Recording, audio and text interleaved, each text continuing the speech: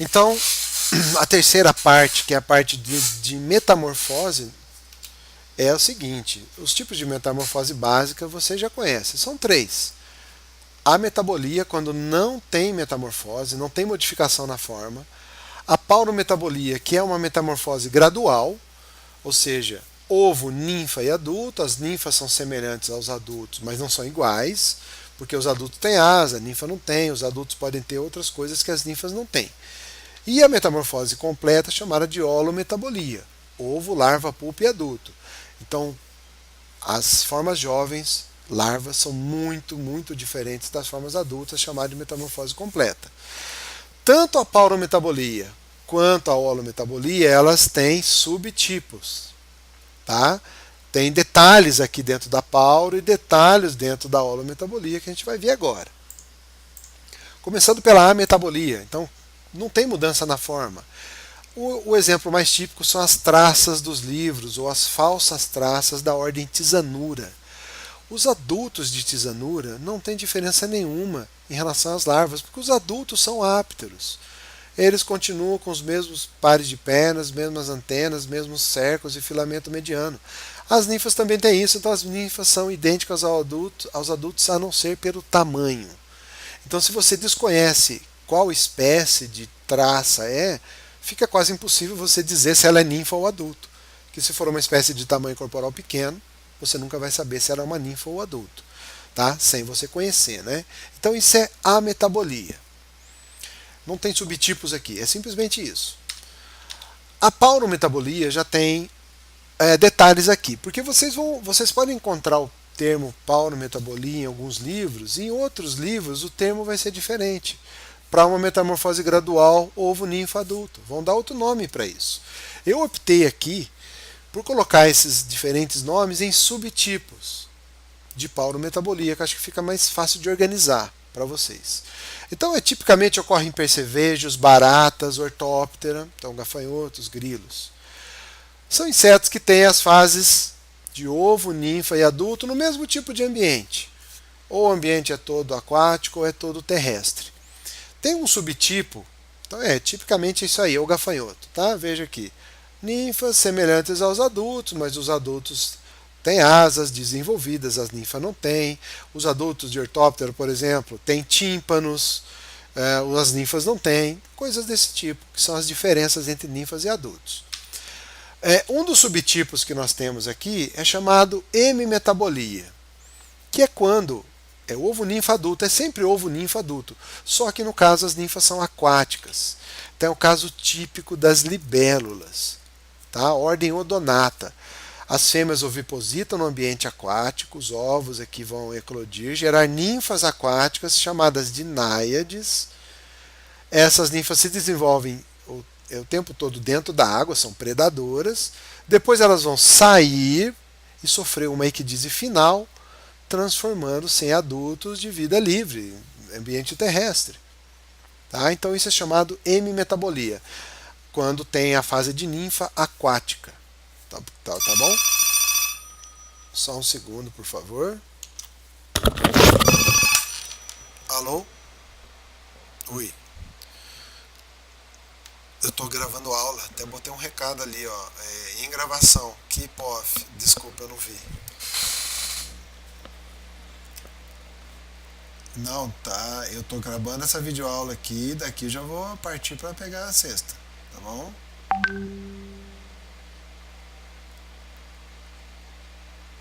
Tá, beleza.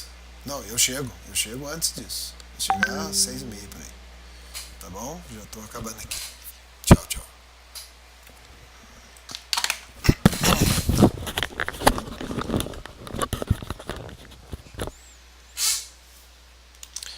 Ok? Resolvido?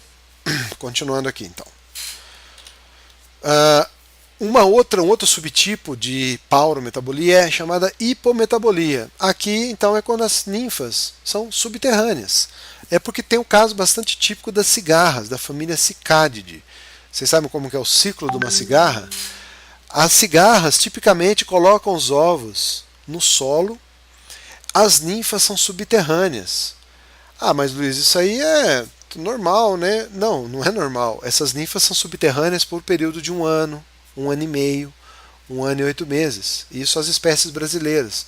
Mas as espécies de cigarra norte-americanas, por exemplo, têm um ciclo ninfal de 13 anos, outras espécies de 17 anos. Então, quando você achar que a sua existência é sem sentido, pense nesse bicho. Imagina você ficar 17 anos embaixo da terra, se desenvolvendo como ninfa, sugando raízes de árvores, e daí você sai e vira adulto por 2 ou 3 meses, e daí você copula, deposita seus ovos, e aí você vai ficar 17 anos debaixo da terra de novo. Tá? Então, isso é muito típico. Então, esse tipo de metabolia, de paurometabolia, é chamado hipometabolia, que tem uma fase ninfal no solo muito característica. Essa ninfa, então, que sai, ela sai do solo depois desse período, dela vai emergir o adulto. Então, isso é a casca que a gente encontra presa nas árvores, né, na época das cigarras, que as pessoas costumam falar, a cigarra cantou até estourar. Não existe isso, né? Isso aqui é a ninfa. O que saiu daqui foi o adulto. Aí que o adulto começou a cantar. E obviamente ele não estoura ao fazer isso. Tá bom? No caso de cigarros, o adulto macho é que canta. É um pouco o inverso da maioria dos insetos. É o macho que tem que atrair a fêmea com o seu canto. Ele canta, o canto dele é produzido por uma membrana que está no abdômen e o músculo bate nessa membrana numa frequência altíssima e faz aquele som da cigarra. Tá ok? A gente usa isso inclusive ao nosso favor, colocando num equipamento alto-falantes que emitem som de cigarra. Isso atrai as fêmeas de cigarra, elas caem numa armadilha e são mortas ali. É um método de regulação de populações de cigarras em cafezais, por exemplo. Ok? A gente, como sempre, sacaneando os insetos. Né? O último tipo dentro da pauro é a remetabolia. Essa aqui é bem interessante porque dentro das ninfas tem 2 estágios de ninfas mais imóveis e elas não são iguais às ninfas e também não são iguais aos adultos. É uma coisa intermediária ali. Esses estágios são chamados até erroneamente de pré-pupa e pupa. Não pode ser pré-pupa nem pupa porque isso daí é paurometabolia, é ninfa. Tá? Mas inclusive essas ninfas em inglês todo mundo chama de larva. Larva 1, larva 2, mas isso não existe, são ninfas. Ninfa 1, ninfa 2, depois pré-pupa e pupa. Esses termos, infelizmente, eles ficaram, não tem como tirar. É o caso dos Tisanoptera, dos trips. Esse é o ciclo dos trips. Então, os ovos são colocados normalmente endofítico, nascem as ninfas, né, que eles chamam de larva 1, larva 2, mas são ninfas, sugam a seiva da planta. Depois se desenvolve uma pré-pupa, caracteristicamente tem as antenas voltadas para frente e asas aqui, ó, já se desenvolvendo, mas asas curtas. Essa pré-pupa já às vezes ocorre no solo, já está no solo lá enterrada ou sobre a superfície da planta, meio imóvel. Depois ela se desenvolve, troca de pele, sai uma pré-pupa. Caracteristicamente as antenas voltadas para trás e as asas já são bem mais alongadas. E depois dessa pré-pupa, que normalmente está no solo, é que vai emergir o adulto de trips com suas asas, de que tipo mesmo? Isso mesmo, franjadas. Muito bem, vocês estão estudando. Vamos dar uma olhadinha no vídeo. Temos um videozinho aqui, desculpe aqui, rapidão. Remetabolia em trips. Então como é que se dá esse processo aqui? É parecido com os pulgões lá, né? Mas é parecido, mas é diferente. Olha só, os adultos, né? Partindo dos adultos, com suas asas franjadas, dobradas sobre o corpo, eles se alimentam aqui na planta. Daqui a pouco vai mostrar com mais detalhe essa alimentação. Eles vão ovipositar endofiticamente dentro da folha, dentro da planta. Então você não vê esse ovo aqui. Já tem os olhinhos da ninfa aqui, tá vendo? Tá? Já vai eclodir uma ninfa aqui. Tá aí, ó, olhinhos vermelhos, né? Eclode uma ninfa de primeiro instar. O que é semelhante ao pulgão é a troca de pele. Vocês vão ver que é bem parecida. A ninfa nova, ela já rasgou aqui. Isso aqui é transparente. Ela sai de dentro. Alguém chegou aqui para ver se estava tudo bem. A ninfa deu um chega para lá. Escuta, eu estou me trocando, dá licença. E aí ela troca de pele, se transforma numa ninfa de segundo instar, se alimentando, veja que vai criando coloração aqui no corpo. Tá? Aqui o modo de alimentação, ela insere seus estiletes bucais, os tripes são aparelho sugador labial triqueta. Sugam seiva. E aí eles vão deixando essas zonas deprimidas na folha, isso aqui vai virar um tipo de uma cicatriz, porque as células morrem aí. E esses pontos pretos são fezes que as ninfas liberam aí, ó. As fezes são escuras desse jeito. Isso aí numa pétala de flor, por exemplo, já inviabiliza essa flor para comércio, tá? Olha aqui, agora o inseto, vou dar um pause aqui, o inseto, aquela ninfa 2 está saindo da sua troca de pele e está saindo aqui o quê? A pré-pupa. Essa aqui é a pré-pupa, anteninhas voltadas para frente, asas curtas, mas já presentes aqui, ó. Essa pré-pupa vai se desenvolver mais ou menos rápido, em um dia ou dois vai se transformar em pupa de fato, chamam de pupa, né, entre aspas, sempre. As antenas estão sobre a cabeça, voltadas para trás, e as asas já estão mais alongadas. Isso aqui vai para o solo e depois vai emergir os adultos completos, com suas asas, o seu formato final. Esse aí é a hematobolia dos trips, beleza? Que é um tipo de paurometabolia. Um terceiro e último tipo, grande tipo de reprodução, de metamorfose, desculpe, é a holometabolia, que vocês já conhecem. Mudança completa na forma de ovo, larva, pupa e adulto. É o que acontece em Lepidoptera, Coleóptera, Diptera, Hymenoptera, Neuróptera. Essas 4 primeiras ordens que eu falei são as 4 mais abundantes. E o motivo, um deles é justamente por ser holometábola, né? Então, ovo, larva, pupa e adulto, certo? Ah, Liz, esse bicho não existe. Claro que existe. Olha aí, ó, esse bicho existe. Tá vendo? O Caterpie na natureza, que ele existe, ele é real, tá bom? Subtipos de holo. Então tem coisas que acontecem aí. Então, por exemplo, hipermetabolia. É um primeiro detalhe que tem dentro da holo. É quando cada larva é diferente uma da outra, porque o normal na holometabolia é que a larva 1 é uma larva pequena, a larva 2 é igual à larva 1, só que maior, a larva 3 maior, e assim sucessivamente. Aqui, cada larva é de um tipo diferente, então tem uma metamorfose já de larva, pupa e adulto, mas de uma larva para outra também tem uma mudança de forma, por isso que a gente chama isso de hipermetabolia ou hipermetamorfose.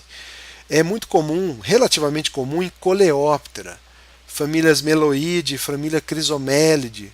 Já falei de Chrysomelidae antes, né? São vaquinhas desfolhadoras. Os meloídeos também são um tipo de vaquinhas chamados de burrinhos, que se alimentam das folhas das plantas. Olha aqui, ó, esse exemplo aqui dessa espécie de meloide, Epicauta.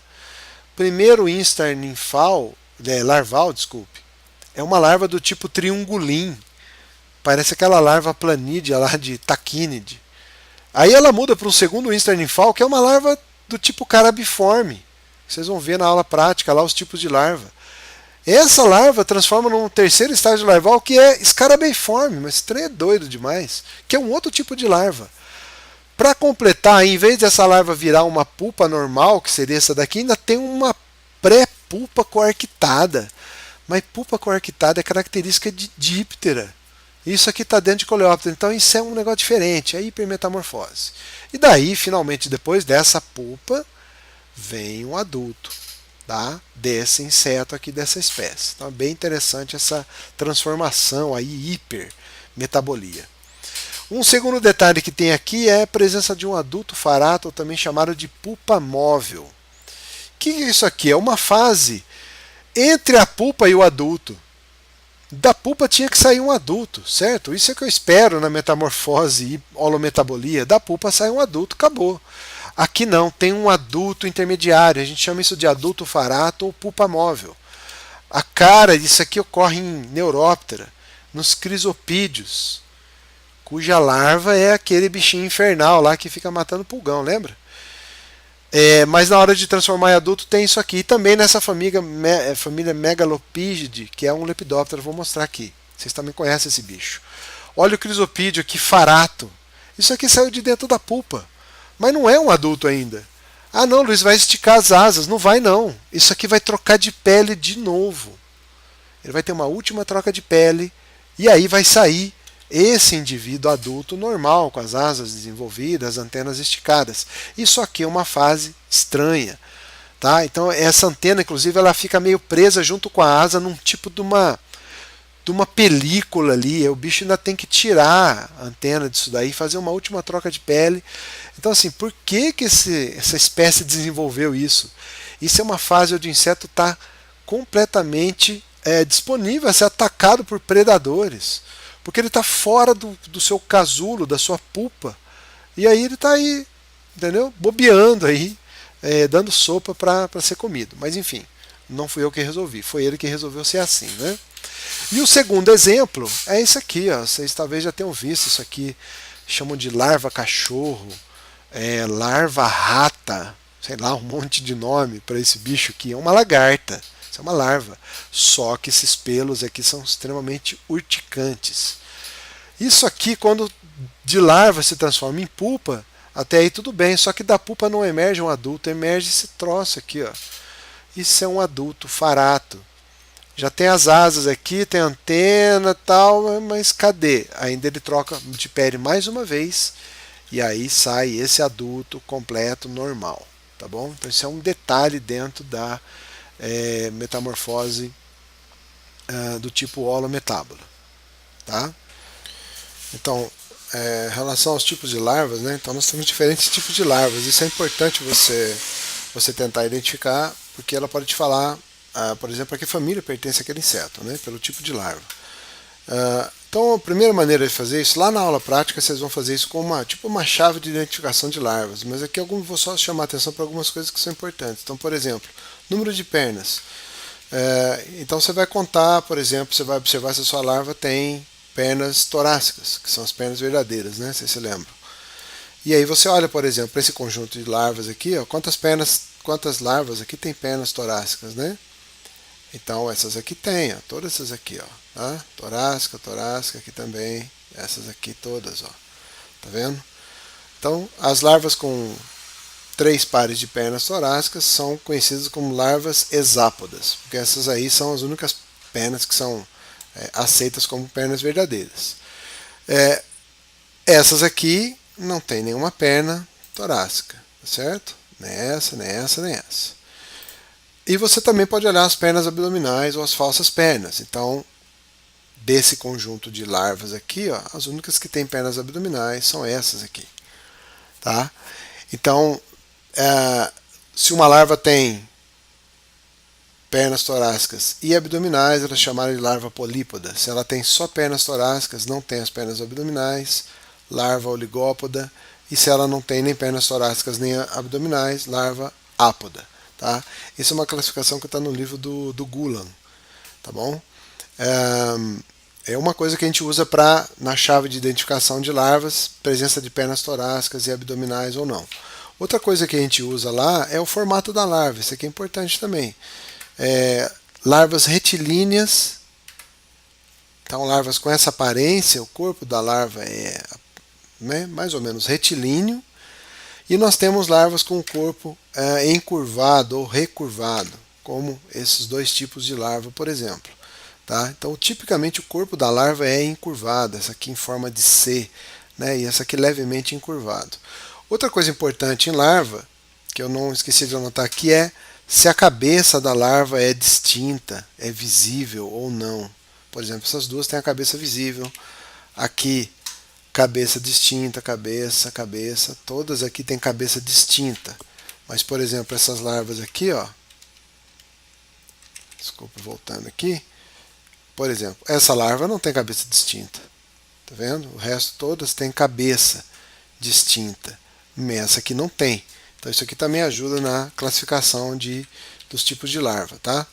No final, o que vocês vão ver lá na prática é que essas larvas, muitas larvas, no final, elas foram mais ou menos criadas aquele tipo de larva para identificar uma família de besouro. Então essa aqui, por exemplo, é larva Scarabeiforme, larva da família Scarabaeidae, que são os besouros rola-bosta. Essa aqui, larva Curculioniforme, larva da família Curculionidae. Tá? Então tem vários tipos de larvas que basicamente a gente teve que criar para nomear larvas de famílias de besouros. Tá? Então, de posse dessa informação, vocês vão perceber lá depois da prática de aplicar, né, a chave de identificação de larvas, que você encontra uma larva, você consegue falar com bastante segurança que família ela pertence. Isso é uma informação bastante importante. Beleza? Então, para finalizar, as pulpas também têm seus tipos. Né? Nós só temos 3 tipos de pulpa. Como que a gente observa tipo de pulpa? Através dos apêndices. Que apêndices? Pernas, asas, antenas. Você vai observar se esses apêndices são visíveis e soltos do corpo.